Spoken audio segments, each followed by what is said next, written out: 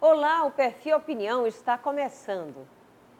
Com garra e determinação, ela criou um projeto de educação que recebeu o Prêmio Cláudia na categoria Trabalho Social em 2007 e foi vencedora do Prêmio Empreendedor em 2012, principal concurso de empreendedorismo socioambiental na América Latina e um dos mais concorridos do mundo.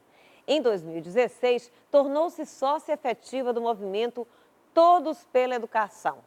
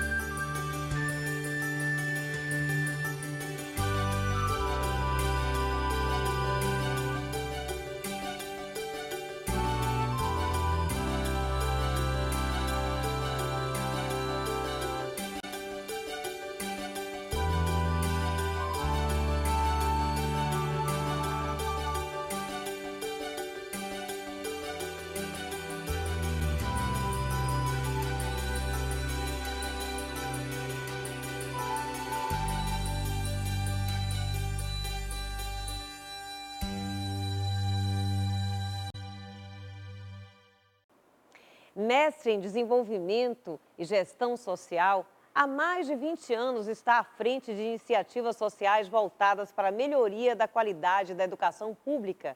Eu vou conversar e com muito prazer e alegria, já parabenizando toda essa iniciativa, com a educadora Cibele Amado. Cibele, prazer enorme. Prazer é meu.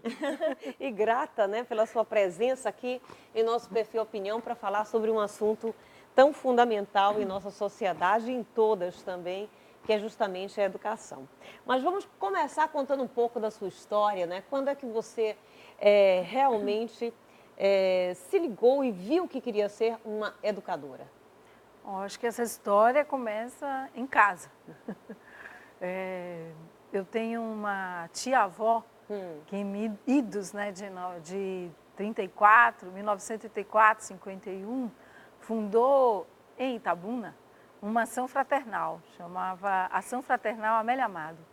Então, eu acho que essa nossa família, de um modo geral, tem uma história muito próxima da educação.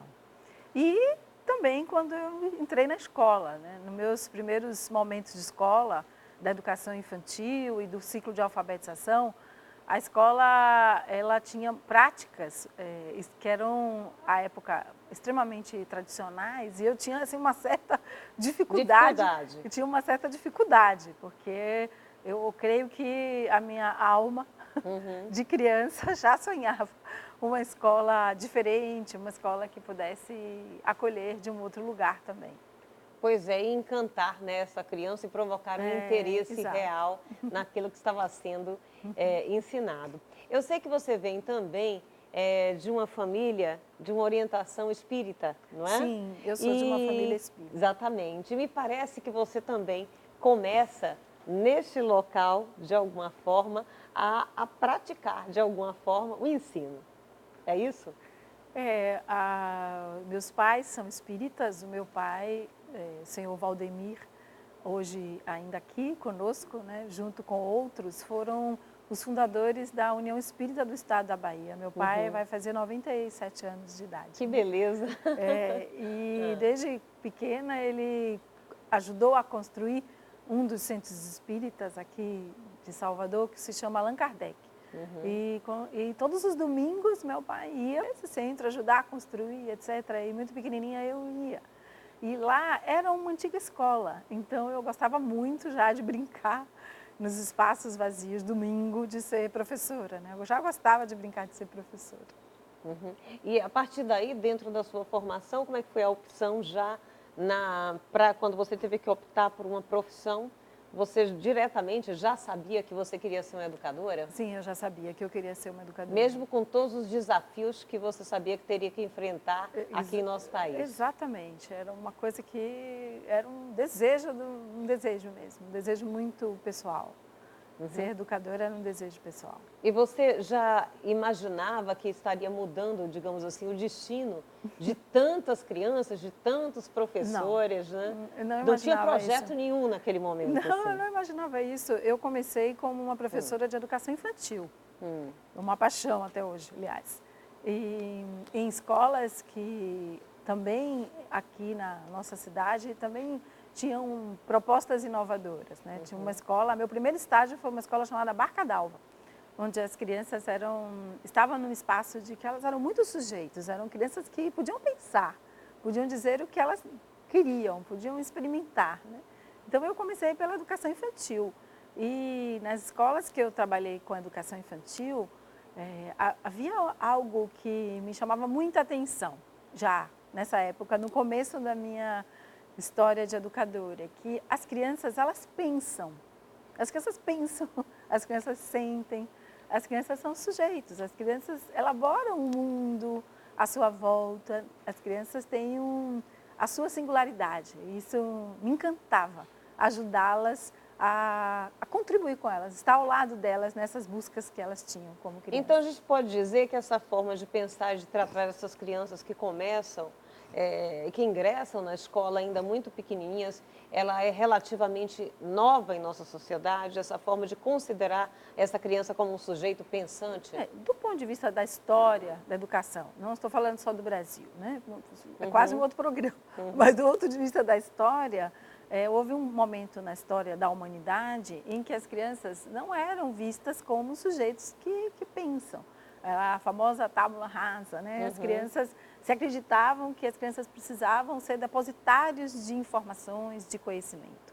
Então, ao longo da história, dando alguns saltos aqui, mas falando de uma forma mais sintética, a história vai aprendendo que as crianças pensam, que as crianças sentem, que as crianças experimentam, que as crianças têm sua identidade, né, de descobertas e caminho. Então, são correntes, digamos assim, de pensamentos da educação que nós fomos evoluindo. Fomos saindo de uma visão mais empirista, talvez, de uma visão muito de entender que se as crianças tivessem que copiar, alguma hora ela ia aprender.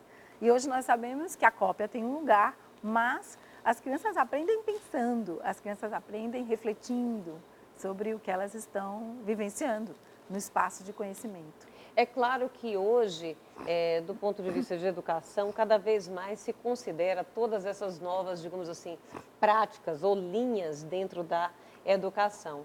Mas ainda me parece que está um pouco distante de nossa realidade em geral, ou não? Olha, nós temos tido alguns crescimentos nesse sentido, mas, de um modo geral, estamos falando de Brasil agora, né? Do nosso país, nós ainda temos, em muitas escolas do nosso país, algumas práticas que ainda mantêm, digamos assim, essa tradição do pensamento, onde as crianças precisam copiar muito e se repetirem muito, elas vão aprender. Sim, nós temos. Temos algumas evoluções, mas ainda temos esse pensamento. Esse é um dos nossos grandes desafios também, do ponto de vista não só dos conteúdos, mas das práticas pedagógicas.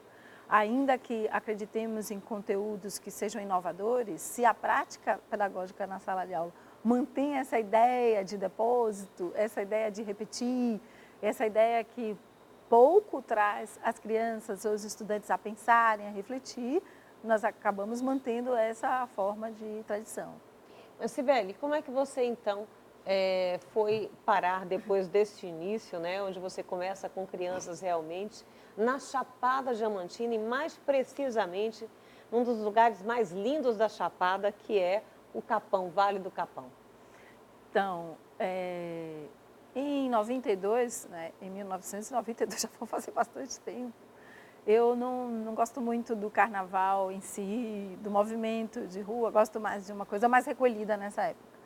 E então eu fui fazer um trabalho, né, um trabalho mais de silêncio, nesse período do carnaval, e viajei para a Chapada Diamantina para fazer esse trabalho.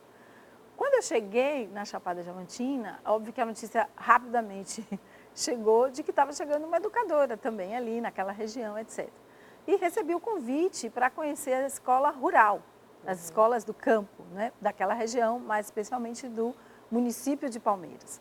Então, quando eu conheci a escola do campo, eu me emociono. Em 1992, eu fiquei tão, assim, impactada. Como era possível aquilo, né? As crianças, em 1992, estavam num espaço físico onde se chovia, chovia dentro da sala. Elas não tinham livros, não tinham material. A escola era... Os professores que estavam lá eram os professores que estavam desejosos de ter uma escola. Então, a grande maioria das pessoas que estavam lá eram professores que lutavam muito para conseguir uma folha de papel, para conseguir um material. Fora que a gente nem tinha não tinha nem energia elétrica. Então, era difícil que os meninos tivessem acesso a, por exemplo, assistir um filme ou comentar um tema, etc. Então, os professores que estavam nessa região, eles lutavam muito para conseguir as melhores condições. Mas as condições não eram as melhores condições. Uma região que tem uma época do ano quente, mas muito tempo do ano, com muita chuva, com muito frio, inclusive. Então, por exemplo, em junho, julho, a Chapada e essa região é muito fria. E era impossível ficar dentro da sala. Era impossível, porque as crianças sentiam muito frio. Então, quando eu vi essa realidade, eu fiquei tão impactada com isso, eu falei, não tenho condição. Aí eu voltei para Salvador, por coincidência ou não. Quando eu cheguei em Salvador, um mês depois, abriu o concurso do Estado. Do Estado da Bahia, para professores. Eu fiz o concurso, reza a lenda. É interessante porque, como eu fui uma das poucas pessoas, na verdade, a época única aqui de fora, estava fazendo o concurso para a região, no edital do resultado do concurso tem só meu nome. As pessoas falam, nossa, você foi a melhor. Eu falei, não, é porque foi a única mesmo que estava fazendo o concurso. Deixa eu entender, quando você foi fazer o concurso, você escolheu essa região já Exatamente, eu escolhi Palmeiras. Palmeiras. E fui para Palmeiras. Mesmo com todo o impacto que você teve anteriormente em relação Então, quando eu vi aquela realidade, lá. era impossível para mim. Quando eu voltei para Salvador, eu falei, não, mas eu não tenho condição de continuar aqui. Eu preciso ajudar essa escola, eu preciso ir para lá, preciso contribuir com a educação dessa região. Então, e nesse momento em que você imaginou ir para lá e contribuir, qual seria a sua contribuição para mudar aquelas condições mínimas que não só da escola, mas de vida dessas crianças ali? Você já tinha alguma ideia? Eu tinha uma ideia dos dados da realidade da educação. Tinha uma ideia de que eu enfrentaria muitos desafios, junto com aqueles professores, as escolas. Nós tínhamos índice de evasão muito alto. Por exemplo, essa escola, ela hoje, 6º ano, tinham 13, 14 alunos. Quando eles chegavam no 9º ano, nós só tínhamos 8 alunos. Então, o índice de evasão era muito grande. Esses jovens, né, estavam fora da escola, iam trabalhar. Então, eu tinha uma ideia de um cenário, mas eu não tinha ideia exata da realidade vivida do ponto de vista da oferta da escola, né, pública, de oferta da escola pública no campo. Eu não tinha uma ideia central sobre isso, assim, real sobre isso. Então, quando eu comecei o trabalho na escola, nós enfrentamos, além dos desafios físicos, estruturais, também nós enfrentamos desafios do conhecimento. Como ajudar aqueles jovens e meninos e meninas a terem direito a uma oportunidade de ter acesso ao conhecimento pleno, sejam das áreas de conhecimento, aos conhecimentos universais. E esses foram os começos. E uma coisa que, no começo, nada dava muito certo, não, porque tudo que eu tentava com os meninos e com os jovens, havia alguma coisa que eu ainda não conseguia compreender. Então, foi preciso chegar muito junto, entender muito, conversar muito com os pais, com a comunidade, com os outros professores, aprender com eles. E aí eu descobri que eles adoravam poesia. Então, nós começamos a disparar dentro da escola, que o curso de poesia Cecília Meirelles, que virou 1, 2, 3, 4. Então, a poesia e a música foram caminhos muito importantes para a gente se aproximar, né, de um espaço desse conhecimento, por exemplo, das linguagens, né, da escrita, da leitura, etc. Sibeli, vamos ver então um depoimento, depois a gente comenta.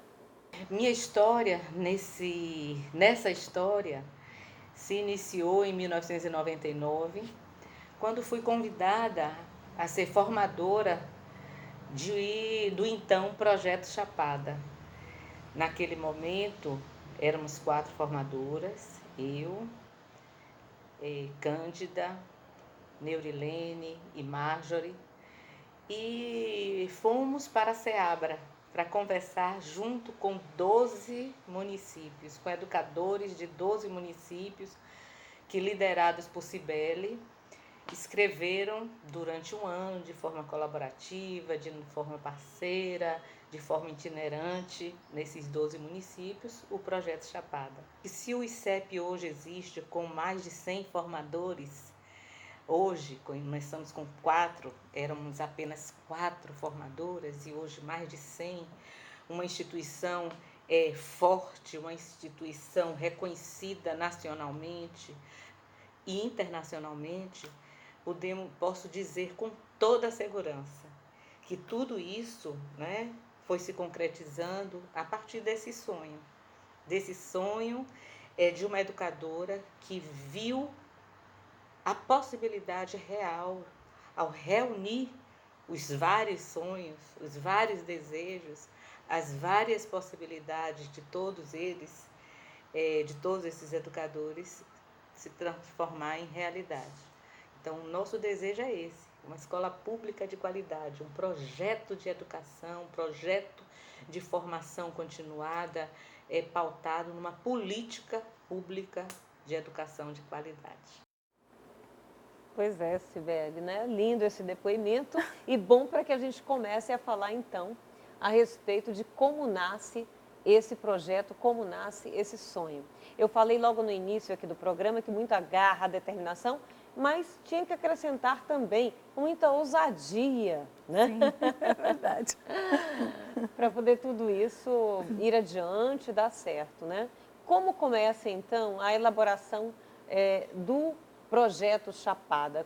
O que é que você começou a pensar a partir do momento que você foi se aproximando dessas famílias, dessas crianças, vendo o que é que elas gostavam, como é que você poderia estimular a partir do desejo delas, daquilo que elas tinham identificação, que era no caso a poesia, como você nos contou, né? Quais foram as ideias que foram surgindo a partir daí? Então, primeiro eu quero falar que é uma emoção enorme ver a Beth. Vocês não me contaram essa parte? Aqui falando, é muito emocionante. Então, essa história nessa escola, a escola, à época, estadual de Caeté-Sul, ela foi ganhando vida, junto com os outros professores, os vários educadores ali da região. E começamos a difundir a ideia e fomos buscar apoios. Então, buscamos o apoio da Secretaria Municipal de Educação, à época de Palmeiras, a professora Rosa, e também do programa Crer Pra Ver, que hoje está ancorado no Instituto Natura, que foi um parceiro desde o começo. Então, começamos ali a história naquela cidade, tivemos muitos resultados, diminuição de evasão, reprovação, etc. E nós inventamos uma feira. Tudo nós inventamos primeiro. Essa foi a primeira feira de educação da Chapada Diamantina, mas quando inventamos a primeira feira de educação da Chapada Diamantina e levamos o trabalho feito em Palmeiras, os vizinhos todos vieram para esta feira. Quando os vizinhos vieram para essa feira, falaram, vamos fazer igual, queremos trabalhar com isso, queremos fazer juntos esse projeto, etc. Ou seja, as outras cidades da Chapada que vieram também integrar essa feira, gostaram da ideia e aí começaram a ver como se multiplicar. Então, né? Aí tem um momento muito importante, porque aí nesse momento nós tomamos uma decisão nessa parceria, né, conjunta, que hoje o Brasil chama de Arranjo de Desenvolvimento Educacional, mas nós fomos DNA disso. Nós somos o começo dessa história, que junta os gestores públicos, né, os gestores responsáveis pela educação, uma organização social, os educadores e também a parceria que veio, né, do Instituto e tudo mais. Então, nesse momento, nós criamos uma grande inovação. Topamos 12 cidades escreverem um projeto de educação. Bem, antes que você conte essa história, a gente vai então chamar agora um pequeno intervalo e a gente volta falando a respeito desse projeto de educação aqui com a educadora Cibele Amaro.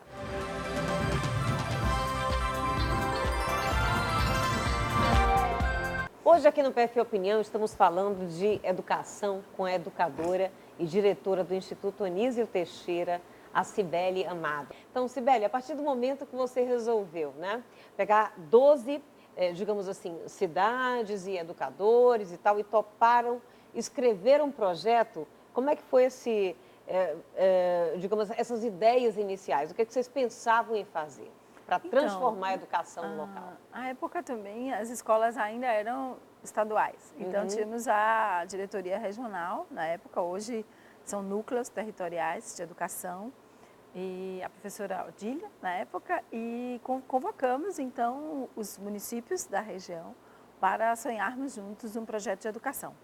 Quando nós começamos, o nosso primeiro encontro e a nossa primeira pergunta foi: o que todos nós podemos fazer para transformar os dados da educação na Chapada Diamantina? Que à época nós estávamos com quase 60% das crianças saindo do primeiro ano analfabetas e tínhamos uns índices de reprovação e evasão que chegavam a 70%. Então, nós fizemos essa pergunta. E, em conjunto, tomamos uma decisão. Nós queremos alfabetizar plenamente todas as nossas crianças. Eu vou aproveitar que você está dizendo isso, quando você fala em alfabetização plena, eu vou dar aqui alguns dados, né, que a gente encontrou. Por exemplo, de que 15% dos jovens brasileiros são analfabetos funcionais, apesar de terem frequentado a escola. 2% analfabetos e 13% são alfabetizados de nível rudimentar, segundo o indicador de alfabetismo funcional. Bem, isso é um dado alarmante que nós temos ainda em nosso país. Né? Sim, é muito grave. Isso, quando a gente fala em geral. É muito diferente a situação, por exemplo, nas cidades e na zona rural? A nível de dados e de resultados, se a gente for olhar uma escola, né, da perspectiva de uma escola, proporcionalmente, na perspectiva de uma escola, nós temos dados muito similares. Sim, existem regiões do campo que existem dados ainda mais sofríveis, digamos assim, mais difíceis do ponto de vista dos resultados da alfabetização. Mas também temos escolas em centros urbanos que têm resultados da alfabetização plena das crianças com números muito difíceis, né, de resultados de analfabetismo. É um desafio, na minha opinião, nacional. A alfabetização plena dos nossos jovens ainda é um desafio nacional.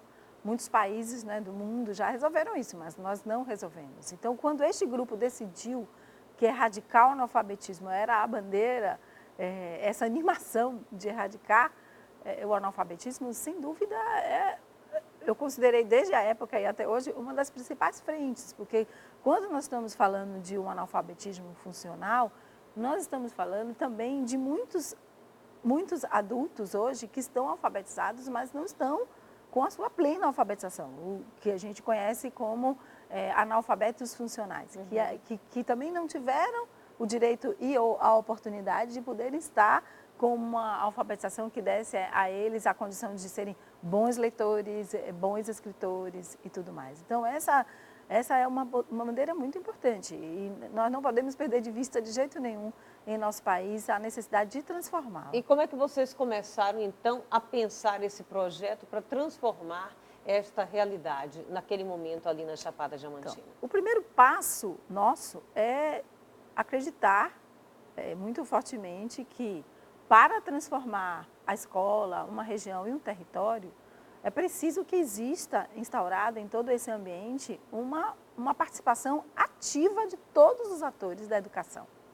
Então, nós começamos conversando com todos os professores, com todos os diretores de escola, com a comunidade, construindo juntos a ideia de que nós todos queremos que essa educação funcione, dê certo, que as crianças construam novos resultados. Então, o primeiro passo, que nós costumamos chamar de mobilização e de mobilização colaborativa, é escrever conjuntamente as ideias e planejar juntos um trabalho coletivo. E isso vocês fizeram com esses professores Sim, locais? com os professores, com a comunidade, com os pais, com os coordenadores pedagógicos. E que ideias iniciais surgiram, por exemplo? O que é que vocês viram? Que necessidades diante das dificuldades locais? Quando nós fizemos esses fóruns, digamos assim, de discussão e participação, à época apareceram bastante problemas do ponto de vista estruturais. As escolas, como eu disse, tinham muitos problemas físicos, estruturais, administrativos, condições de trabalho. Então, aparecia muito fortemente isso e um desejo muito grande de acontecer a formação, que a gente chama de formação continuada. Ou seja, que no espaço da escola, no contexto de trabalho, professores e coordenadores tivessem horas de trabalho na escola para realizar a formação continuada e poder ajudar, assim, obviamente, o professor e todo mundo a seguir ensinando melhor as suas práticas na sala de aula. Sibeli, vamos ver mais um depoimento então agora. Conheço Sibeli há mais de 20 anos. Falar de Sibeli é falar de escola pública que busca, acima de qualquer coisa, qualidade. E quando eu falo de qualidade, eu falo dos desafios que nós enfrentamos durante esses 20 anos. Quando Sibeli chega na Chapada Diamantina e nos diz que é possível que as crianças aprendam, eu acho que ela foi nos dizendo que os desafios eram possíveis de serem enfrentados. Então, em nenhum momento Sibeli desistiu. Então, se era evasão, nós resolvemos, se era baixa frequência, nós resolvemos, se eram meninos que não aprendiam, nós tentamos buscar soluções, aumentamos o índice de alfabetização nas séries iniciais. Então, Sibeli vai sempre nos ensinando que precisamos ter esperança, desistir jamais e que a escola pública é o lugar para que as crianças aprendam. Então, nós da Chapada só temos a agradecer a Sibeli por ter nos ensinado a não desistir dos alunos da escola pública e nos ensinado também a ter esperança de que é possível aprender com qualidade. É isso, Sibeli, muita determinação e garra mesmo, né? É verdade. Vamos falar um pouquinho a respeito do depoimento que a gente ouviu aí, né? Porque me parece que mostra bastante os desafios que vocês tiverem que enfrentar lá também. A Janaína disse uma coisa que eu costumo repetir muito, assim. Eu acho que as das coisas mais difíceis que a gente tem é alimentar a esperança, é favorecer a esperança, porque a esperança é alguma coisa que a gente precisa sustentar. Quando a gente perde a esperança, a gente perde a humanidade. Então, ela literalmente não é a última que morre. E o Paulo Freire gostava de brincar com esperar e falava, vamos usar o verbo esperançar, né? Nesse sentido, não de esperar, mas de esperançar. Então, a esperança é algo que precisa ser todos os dias, né? Cultivada, sustentada, animada. Pois é, Sibeli, mas não só a esperança, mas a esperança com ação. Qual foi o plano de ação que vocês tiveram para esse projeto Chapada? Então, o primeiro eixo desse plano de ação é garantir que a formação continuada aconteça dentro da escola. Ou seja, que coordenador pedagógico, professores, diretores e comunidade de modo geral, mas sobretudo os coordenadores pedagógicos e o diretor da escola e professores possam fazer esse trabalho de formação continuada dentro da escola, que eles tenham os momentos dentro da escola de planejamento, de reflexão da prática, de reescrever seus planos de trabalho, que a escola construa essa gestão da aprendizagem. Então, essa foi o primeiro eixo, porque à época na Chapada nós não tínhamos coordenadores pedagógicos e as escolas tinham um diretor que cuidava de um monte de escola. Então, todo um trabalho junto às secretarias municipais de educação, que formaram um comitê, todos os secretários de educação se organizaram como um comitê estratégico de trabalho para revisitar o que precisava acontecer nas escolas, etc. Por exemplo, ampliar o quadro de diretores de escola, de coordenadores pedagógicos, de rever, inclusive, planos, né, de trabalho, planos de cargos e salários, horas, criar normativas que garantissem as condições para que a escola tivesse na escola o seu espaço de formação continuada. Esse foi o primeiro eixo. O segundo plano de trabalho é o que nós chamamos de mobilização sociopolítica pela educação, que é um envolvimento da comunidade, dos pais. Então, tem uma coisa chamada, um famoso DIAE, que são fóruns permanentes que as escolas todas fazem, o município, até que chega um momento, por exemplo, das eleições de candidatos. E nesse dia, nós inovamos, em vez de e pedimos licença aos candidatos, que em vez de eles falarem, organizadamente, é a comunidade que conta para eles o que gostariam para os próximos 4 anos da educação. Então, esse é um eixo também muito importante da ação desse trabalho. E um terceiro eixo da ação desse trabalho, que a gente chama de produção de conhecimento. Então, esta região, por exemplo, produziu muito material, desde produzir cadernos pedagógicos, mas produzir também planos de trabalho, planos de formação, muito material dos professores, organizado, dos alunos, estrutural. Então, é uma parte bem importante desse trabalho também. E uma das coisas que eu gostaria de saber em relação, por exemplo, a essa formação continuada desses professores, uma atualização, a situação que você encontrou mesmo de formação dos professores no local e como é que isso foi sendo, de alguma forma, atualizado, melhorado e atendendo também a expectativa dessa comunidade, dessas crianças. Tem uma professora, a professora Eliane, ela sempre me disse uma coisa muito interessante. Quando nós começamos a formação continuada, é muito importante que quem faz a formação continuada, obviamente tenha o conhecimento, seja um professor, tenha o conhecimento, mas também tenha uma possibilidade de fazer uma relação nesse processo de formação que ajude, não é? Então, não basta ter experiência, eu preciso saber mais acerca do que nós estamos falando, construindo. Por exemplo, essa professora Eliane, ela contava para mim que os meninos não sabiam fazer fração. E trabalhávamos muito no trabalho com ela, o processo de como ensinar a fração. E ela sempre dizia, olha, é incrível, eu achava que como eu ensinava a fração, ajudava eles, mas não estava ajudando muito. E aqui nesse processo de formação eu vou aprendendo outras possibilidades de ensinar a fração, outras práticas de ensinar a fração que estão ajudando meus alunos a aprenderem fração. Então, vocês montaram, na verdade, cursos que atualizavam, que traziam outras de formação. Exatamente. Né? Isso mesmo. Então, nós tínhamos, assim, todos os meses durante o ano, eram mais ou menos 8 encontros durante o ano, 16 horas. Nos organizávamos por território e por município até hoje. E a formação continuada acontecia com os professores, acontece até hoje com os professores, com os coordenadores pedagógicos e com os diretores de escola.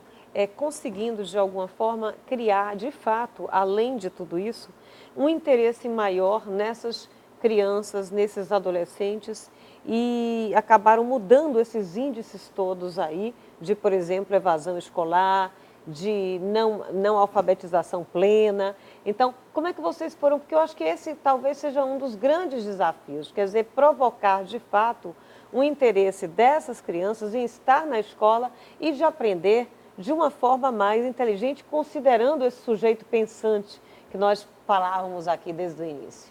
Então, na formação dos professores, coordenadores, diretores, etc., um depoimento muito forte de todos e que é uma concepção do trabalho de formação, é que as crianças, elas aprendem. Então, os professores, por exemplo, nós organizávamos na prática uma coisa chamada portfólio, que as crianças escreviam seus primeiros textos, porque leram um livro de literatura, e elas escreviam sobre aquelas histórias. E nós íamos acompanhando da primeira escrita, dos primeiros textos dessas crianças, até as próximas escritas.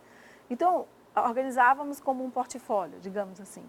E o professor ia observando as primeiras escritas e o que ia acontecendo depois nas segundas escritas, nas terceiras escritas. Então, os professores todos iam descobrindo que as crianças iam ampliando o seu conhecimento, que elas iam aprendendo novas coisas. Quando os professores iam descobrindo isso, eles falavam, nossa, eu achava que ela não sabia isso, mas ela sabe isso. Então, eles iam descobrindo como as crianças pensam, como as crianças aprendem. E nesse processo, isso ia modificando muito também para o professor o sentido do trabalho dele. E, obviamente, eles iam construindo uma expectativa maior. É um dos dados, né, de pesquisa nacional, um dos dados que quando todos os educadores têm uma maior expectativa de que as crianças aprendam, elas aprendem mais. Não fazendo assim um paralelo, mas se a gente pensar nos nossos filhos, em família, etc. Sim. E nas nossas relações, quando a gente tem um olhar mais positivo, quando a gente acredita ou tem uma expectativa maior, aquela resposta também vem junto. Então, quando os professores, os educadores vão descobrindo que as crianças estão pensando e que elas estão avançando, quando eles podem ver isso, ver através, por exemplo, desse documento que eu falei, que elas vão observando, como, por exemplo, responder problemas de matemática. Muitas crianças não conseguiam responder problemas de matemática, elas não estavam alfabetizadas. Então, elas não conseguiam compreender. Na medida que elas foram avançando nisso, montávamos, digamos assim, classificadores de problemas e eles iam observando como as crianças iam evoluindo nessa aprendizagem dos problemas de matemática. Então, eles iam vendo que as crianças aprendem e avançam. E isso ia criando cada vez mais novas expectativas. Eles pensavam, nossa, se ela consegue aprender isso, então ela vai aprender mais isso, ela vai aprender outras coisas. Então, essa ideia e essa importante ideia de que na formação, junto com os professores, nós vamos construindo as expectativas de aprender e as expectativas de aprendizagem, imaginando que as crianças podem aprender mais sobre aquele assunto, isso ajuda bastante para que elas sigam aprendendo bem. Sibeli, vamos ver mais um depoimento. E por ser tão apaixonada pela educação, que ela conseguiu, né, nos convidar para fazer uma reflexão profunda a partir do chão da sala de aula. E eu posso dizer que como professor, como profissional, eu nasci a partir das formações do ICEP, porque as formações do ICEP, ofertadas pelo Instituto Chapada de Educação e Pesquisa, não são formações para a gente só ficar teorizando. A gente parte sempre do chão da sala de aula, porque acreditamos que é no chão da sala de aula que está os problemas a serem resolvidos. E a gente só conseguiu fazer isso a partir do olhar atento dos formadores, das formações realizadas, ofertadas pelo Instituto Chapada de Educação e Pesquisa. Pois é, belo depoimento esse, né? De saber que vai se resolver a partir dessa prática mesmo, dessa observação mesmo do dia a dia e sair só da teoria e, de fato, ir para a cena, né? Vamos comentar, então, sobre esse depoimento logo depois do intervalo. Okay. Daqui a pouquinho a gente volta.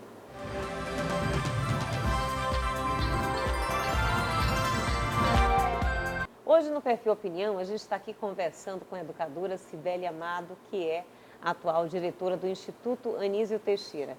Ela criou um projeto chamado Projeto Chapada, logo depois se transformou no Instituto também, Chapada, de Educação e Pesquisa, que veio a revolucionar a educação na Chapada Diamantina da Bahia e, em decorrência disso, esse instituto ganhou muitos prêmios nacionais e internacionais. E ela agora está tendo a oportunidade de fazer isso numa escala ainda maior. Daqui a pouquinho a gente vai saber sobre essa história também. Mas voltando ao nosso depoimento do nosso professor, que nós vimos no bloco anterior, Sibeli, queria que você comentasse um pouco a respeito dessa experiência dele e dessa prática de vocês. Então, o professor Reinaldo fala sobre o chão da escola, né? Que eu tinha acabado de comentar, como é importante que nós possamos saber, principalmente o que sabem os nossos estudantes, o que não sabem os nossos estudantes, para ajudá-los a avançar. Desde 2005, se não me engano aqui agora, o Brasil tomou uma decisão sobre avaliar a aprendizagem, que foi quando nasceu os indicadores de desenvolvimento da educação básica, que são o IDEB. E que também tem, junto do IDEB, a prova, que é a Prova Brasil, que acontecem no final do 5º ano, no 9º ano e no ensino médio. Esses indicadores ajudam o Brasil, de um modo geral, as escolas como um todo, a poderem acompanhar a evolução dos resultados dos alunos e do processo de aprender. Então, também faz parte desse chão da sala e chão da escola, poder acompanhar tudo isso, né? Então, poder estudar como cada escola observa os resultados dessas provas, que são nacionais, são avaliações externas, mas que ajudam as escolas e os professores a compreenderem o que sabem e o que não sabem os estudantes e como podemos ajudá-los. Essa também é uma frente de trabalho que nós fizemos muito fortemente desde que o Brasil tomou essa decisão de avaliar a aprendizagem, de seguir levantando observações, indicadores e resultados acerca de como as crianças aprendem. Bem, vocês tiveram um objetivo muito claro também, de formar assim, alunos, ou seja, um cidadão que tivesse proficiência na hora de, não só de leitores proficientes, mas também escritores proficientes. O que é que vem a ser isso? Então, podíamos falar de Paulo Freire, né, que começa dizendo que a leitura de mundo, né, é também a leitura possível da vida, e com isso eu criei um slogan que era lendo o mundo para escrever a vida, portanto, o lugar da literatura na sua subjetividade e no seu conhecimento. E eu gostaria de citar também um outro educador, que não é do nosso país, mas que é o professor Sérgio Nisa, em Portugal, e ele costuma dizer uma coisa linda, que a leitura e a literatura, ela democratiza, ela nos leva para muitos lugares do mundo. Então, você pode pegar um livro que está contando uma história da África, do continente africano, e você vai até lá. Né? Você pode pegar um livro e contar uma história da China, e você vai até lá. Ou você pega um livro e contar sobre a história do Nordeste, ou que conta histórias, mitos, etc. Você se transporta para lá. E aí diz uma outra coisa que é assim, mas a escrita é quem nos liberta. Porque quando nós conseguimos ter a nossa escrita autoral, porque a escrita ela é uma condição de construção autoral, não é uma cópia. Então, quando cada um, e aqui estamos falando dos nossos estudantes, conseguem ser os produtores desses textos com proficiência, que escrevem sua escrita autoral, eles também constroem liberdade. Então, é muito bonito e poético isso, mas a condição da proficiência de um bom leitor e de um escritor é o que nos coloca numa condição de igualdade no mundo, né? E tira bastante gente de uma condição também de exclusão, de vários processos da vida, etc. Tem algum momento marcante em que você viu alunos, digamos assim, que te surpreendeu pela leitura que estava tendo, pelo acesso ao livro que estava tendo e pela forma de escrever que estava desenvolvendo também? Nossa! Agora são mais de 85 mil desses que você está falando. Sim, eu tive muitas experiências belíssimas. Uma de uma jovem, há mais ou menos uns 3 anos, quando eu fiz o mestrado, em 2010, mas mais ou menos uns 2 anos, a professora Tânia Fischer me fez um convite para ser professora, dar uma aula, professora convidada da universidade. Então, quando eu estava dando aula no curso de graduação de tecnologia, uma jovem levantou o braço e contando essa história e disse, eu sou de Araraquara, eu fiz isso tudo, eu fui do Estudão. E ela estava lá na Universidade Federal da Bahia fazendo o seu curso. E aí ela disse o quanto que ela gostava de ler e os livros que ela lia. Ou todos encontrarão, se passarem pelo aeroporto de Lençóis, uma jovem profissional que trabalha e que é apaixonada por literatura. E toda vez que ela está lá no intervalo, ela está lendo Machado de Assis ou qualquer outro livro. Então, é muito emocionante. E como é que vocês fizeram para levar assim, essa variedade dentro da literatura para a própria Chapada Diamantina, onde havia também uma carência, né, de que esses livros chegassem, da aquisição desses livros, porque o livro não é caro, mas ele acaba sendo caro para a gente adquirir aqui no Brasil. Não, essa pergunta é muito interessante, porque como disse a Elizabeth Monteiro, essas 4 formadoras, né, a Marjorie, a Neulene, a Cândida e ela, e nós carregávamos malas, porque não existia. Ainda até hoje é muito difícil também nessas regiões, livrarias, né, bibliotecas. Hoje nós temos bibliotecas, né, espalhadas, mas não tínhamos nada disso. Então, nós levávamos malas e malas de livros daqui de Salvador para a Chapada. Assim, era interessante, porque era uma mochila com as questões pessoais e malas de livros. Fizemos muitas parcerias com editoras, etc. Íamos lá, batíamos na porta, para eles cederem os livros, né, digamos, para a gente poder trazer. E sempre apresentávamos um novo autor e um repertório, né, também de livros. Eu acredito que isso para os alunos e também para muitos professores. Sim, né? para os alunos, professores, apresentávamos um acervo literário, fazíamos pesquisas muito profundas para que... Ainda não tínhamos literatura na escola, em minha casa, que foi chegando com os programas, e foram chegando os livros de literatura nas escolas. Né? É na medida em que você foi também ganhando prêmios e tendo esse trabalho reconhecido, né? A gente falou aqui do Prêmio Cláudia, depois falou de um outro prêmio também nesse trabalho de empreendedorismo socioambiental, né? Que é um dos maiores do mundo, que vocês também ganharam.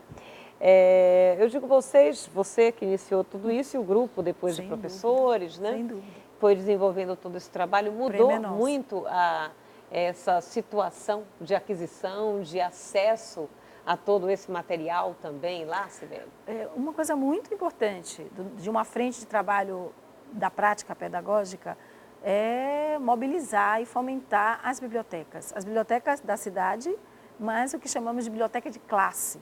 Então, isso de fato sensibilizou fortemente a comunidade, os pais, até o desejo dos pais, né, de comprarem livros. Era muito interessante, porque as feiras começaram a ter livros. Eu não sei onde eles conseguiram isso, mas as feirantes começaram a trazer livros também para vender, né? E também à luz de mudanças a nível nacional, porque começaram a chegar os livros de literatura. Como os meninos diziam, nós estamos recebendo os livros de verdade, porque muitas vezes a gente teve que tirar xerox, etc. Então, também tivemos essa consonância com os programas nacionais, que foi a chegada de livros, né? Maravilha. De livros de literatura. Sibeli, você agora é a diretora do Instituto Anísio Teixeira, né? Outro grande educador. Bem recente. Pois é. E eu quero que você fale um pouco a respeito desse papel do Instituto Anísio Teixeira e o que é que você já está preparando como revolução para esse instituto. Então, a primeira coisa é que é muito curioso, porque eu fui funcionária pública, fui servidora pública do Estado, concursada por 16 anos, quando eu fui para Chapada. Para assumir a presidência de uma organização social, reza a nossa lei, que eu não poderia ser uma funcionária pública. Então, eu pedi exoneração à época e assumi a presidência de uma organização social. Agora, 16 anos exatamente depois, quase o mesmo tempo, a convite, né, do governador, do secretário de Educação do Estado para assumir a diretoria do Instituto Anísio Teixeira, também fizemos o mesmo processo, né? Eu deixo a presidência do Instituto Chapada de Educação e Pesquisa, passo a ser membro... Cumpriu a sua missão passo né? a ser membro, sócia fundadora, membro do conselho, voluntária, né, tudo organizado conforme as regulações, e passo então a ser uma servidora pública, né? A diretora do Instituto Anísio Teixeira, como todos nós que estamos, somos servidores. E essa casa dos educadores, para o Instituto Anísio Teixeira é uma casa dos educadores. Esta casa eu estive nesse tempo que eu era uma professora do Estado e tivemos muitos cursos e formações. Então, a primeira missão, né, do Instituto Anísio Teixeira é que essa Casa de Educadores volte a fazer muito fortemente a formação continuada, que o trabalho que já existiu muitas vezes, com muitos programas de formação continuada, com experiências muito fortes do trabalho. Nós estamos tendo agora lá a apresentação do Ciência na Escola, que é desde 2012, que também estava ancorado no IAT, que também fazia a formação. Então, a missão do Instituto Anísio Teixeira, desse instituto, é ancorar a formação, e sobretudo a formação continuada nas redes. Ser parceiro, porque aqui nós estamos falando de parceria com as universidades, com todos os educadores, obviamente com todos os núcleos de dirigentes da secretaria, superintendências. Então, para a gente começar esse trabalho, nós vamos, daqui a pouquinho, no mês de abril, iniciar o que a gente está chamando de construção de um plano de formação itinerante. Então, nós vamos fazer, nos nossos 27 núcleos territoriais, pela via de 11 polos formativos, um encontro com todos os coordenadores pedagógicos, com os diretores, com representação de professores, porque são muitos, né, quase 37 mil, né, educadores da rede como um todo. Então, nós vamos começar escrevendo juntos um plano de formação, com apoio na escrita desse plano, com muitos planos de formações que já existem construídos por esses educadores, né? Por um grupo de professores, nós recebemos materiais que foram construídos, né, por professores das universidades, que já pensaram também os planos de formação. Então, nós vamos começar, digamos assim, muito próximo dessa ideia de que é escutar, que é construir juntos, que é poder fazer um trabalho de formação onde a escuta sensível e ativa de todos os professores estejam no conjunto desse trabalho. Então, neste momento, qual é mesmo o maior desafio brasileiro em relação à educação? Nós são muitos, viu? Nós temos muitos. É difícil dizer um, porque um vai puxando o outro. Então, são muitos desafios. Nesse momento atual brasileiro, nós já tínhamos muitos desafios. E neste momento atual, histórico, né, da política da educação, nós acrescentamos mais outros tantos desafios. Por exemplo, sustentar o que o nosso querido Demer Roça havia, a democratização da escola pública é um desafio nesse momento. A nossa escola é pública e sustentar isso é um grande desafio nesse momento. Compreender que essa escola pública precisa ser cuidada por todos nós é um continuado desafio desse momento. Compreender a autonomia das universidades, né? Da construção dos espaços das universidades, dos seus direitos constituídos, é um desafio. Ainda temos o desafio da alfabetização. Nós ainda temos, nesse momento do país, o desafio da alfabetização plena, Outro desafio, por exemplo, nós somos um Estado laico. Nós somos um Estado laico. Todas as pessoas, né, do nosso país, todo o povo brasileiro tem direito a terem as suas religiões. Todos nós temos direito a ter as nossas religiões. E para isso existem nossos espaços religiosos. Como minha família que é espírita, existem os católicos, existem, obviamente, todo o grupo de outras organizações religiosas, nós temos os terreiros, as igrejas evangélicas, etc., batista. É um universo, né? Digamos assim. E existem esses espaços, que são os espaços religiosos, e é lá, né, que se vive, digamos assim, a religião. Então, compreender que nós somos um Estado laico, né, e que as escolas têm um espaço de conhecimento. Podemos falar das religiões, conversar sobre elas na escola? Sim, mas a escola não pode ser uma religião. A nossa Constituição não é uma religião. E isso também é um grande desafio que nós temos nesse momento. Qual o seu maior desejo enquanto educadora para o seu país? Diante de tudo que a gente falou, é quase que meio óbvio, né? Eu continuo sonhando. E com muita vontade de seguir contribuindo, né, com o que eu posso para a educação do nosso Estado e para a educação do país. E de fato, o meu grande desejo é que, eu acho que eu tenho 3 grandes desejos, digamos assim. O primeiro é que a gente, de fato, erradique o analfabetismo, que a gente consiga que todas as nossas crianças, jovens, tenham uma alfabetização plena como direito. Esse é um desejo muito grande. Um segundo é esse lugar dos educadores, né? Nós, educadores, somos profissionais da educação. E eu acho que esse é um lugar que eu também sonho muito. Nós não precisamos de tutores para fazer a educação por nós. Nós somos educadores e eu acho que precisamos muito da ajuda nesse sentido, né? De visibilidade, inclusive, de muitos educadores brasileiros que têm muitas respostas. Aqui no estado da Bahia existem muitas escolas que têm muitas respostas, que têm feito um trabalho, que têm conseguido avançar. Então, esse é um outro desejo, que a gente faça um pouco aí como japonês, que o educador seja, de fato, uma pessoa tão importante quanto nesse país. Nós somos professores, né, para a gente viver isso com muita força. Esse respeito e essa valorização, esse né, respeito de quem ensina. E essa valorização. Que, aliás, é uma coisa que existe assim, em outros países de uma forma bem mais forte, né, do que é o que a gente vive aqui. E não só essa valorização, como o respeito, porque a gente tem tido também vários problemas em sala de aula em relação a essa, digamos assim, essa figura de autoridade que é, de fato, um professor em uma sala de aula e em uma escola. Não é? Exato. E o meu terceiro sonho, digamos assim, bastante sonho, mas que faz bastante sentido, é que nós somos um país grande, né, territorialmente. Somos imensos, mas é possível a gente avizinhar. É possível unir os municípios pelos territórios, unir os municípios pela sua força. Quando inventamos um DNA chamado Arranjo de Desenvolvimento Educacional, porque a gente acredita, é possível que escolas, cidades, estados, de fato, se unam pela educação, né? O Milton Santos fala uma coisa linda, que o que mais fragiliza a humanidade é quando ela coloca atenção nos que nos separa. E ele diz que a gente precisa colocar atenção no que nos une. É isso aí. Esses são os meus desejos, os meus sonhos. Sibeli, a gente deseja e sonha para você que você consiga realizar esses sonhos, porque são sonhos comuns. Eu acho que a todos os brasileiros que querem ver esse país melhor, né? Que querem ver mais igualdade entre todas as pessoas. E a gente nunca vai ter igualdade enquanto a gente não tiver uma educação que esteja realmente funcionando a contento, não é? Porque essa educação também que vai proporcionar a todos nós a possibilidade de sermos mais iguais num outro sentido, termos as mesmas oportunidades, não é? Isso.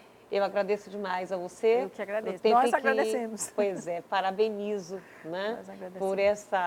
por essa semente que você plantou na Chapada Diamantina, que vem se espalhando para outros lugares cada vez mais, nesse caso de sucesso e de reconhecimento, como eu falei aqui, nacional e internacional. E agora, à frente do IAT, acredito que você possa fazer com que essa semente cresça ainda mais, com uma amplitude ainda maior, né? E que você seja muito bem sucedida. Obrigada, muito obrigada mesmo. Eu agradeço a vocês, todos vocês. Muito obrigada. Pois é, gente, a gente está encerrando assim mais um Perfil e Opinião. E eu agradeço a presença aqui de todos vocês que estão aqui nos assistindo e torcendo com a gente para a gente ter um Brasil melhor, uma educação melhor, né? Uma vida melhor para todos nós.